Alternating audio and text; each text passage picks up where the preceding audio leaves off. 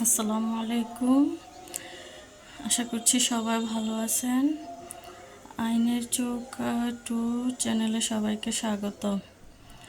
তো এলএলবি শেষ বর্ষের সাবজেক্ট হচ্ছে এই যে দেখতে পাচ্ছেন দেওয়ানি কার্যবিধি সংহিতা এলএলবি পার্ট শেষ পর্বে। এখানে একটি টপিক নিয়ে আজকে আলোচনা করছি।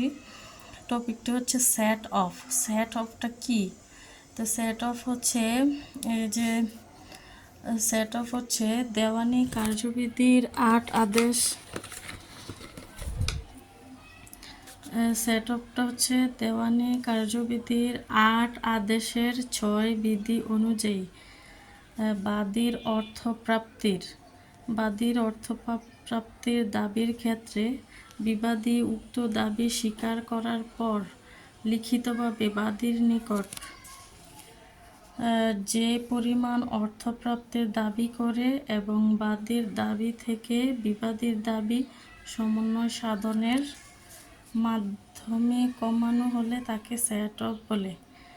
এটা কি বলছে? বাদী তো হচ্ছে যে মামলা করে, তো বাদী যদি সেটা পায়, বিবাদী উক্ত দাবি স্বীকার করে, মানে বিবাদী পরাজয় স্বীকার করে লিখিতভাবে বাদীর নিকট যে পরিমাণ অর্থপ্রাপ্তির দাবি করে বাদীর দাবি বিবাদীর দাবির সমন্বয় সাধন মাধ্যমে কমানো হলে এটা মানে উভয়ের মধ্যে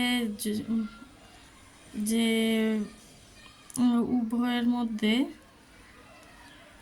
একটা সমঝোতা হওয়া আর কি। সেট অফের ক্ষেত্রে মোট কথা এটা সমঝোতা হওয়া। সেট অফ বিবাদীর দাবি অবশ্যই বিবাদীর দাবি থেকে কম হবে। এই ধরনের দাবি মামলার প্রথম শুনানির দিন দাখিল করতে হয়। তো পরবর্তীতে এই ধরনের দাবি তুললে তা আইনত গ্রাহ্য হবে না।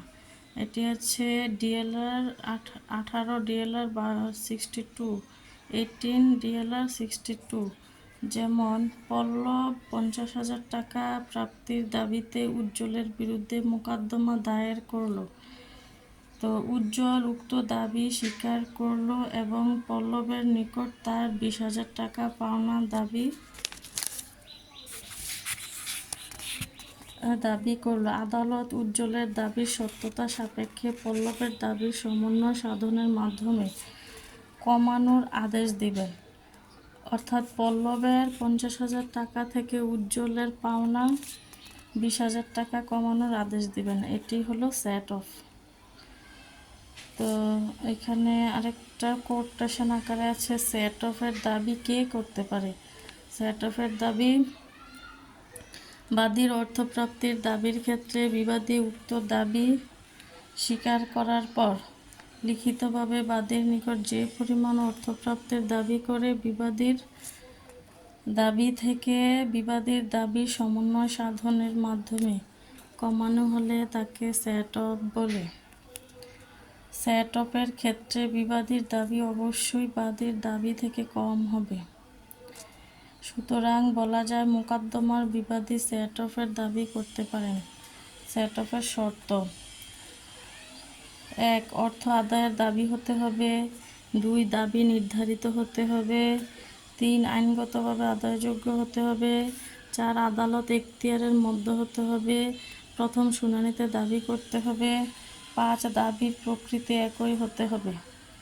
তো বন্ধুরা, এই ছিল সেট অফের বিস্তারিত। আপনারা বারবার ভিডিওটি টেনে টেনে দেখলে অবশ্যই প্রশ্নটি কি সারমর্মটা বুঝতে পারবেন।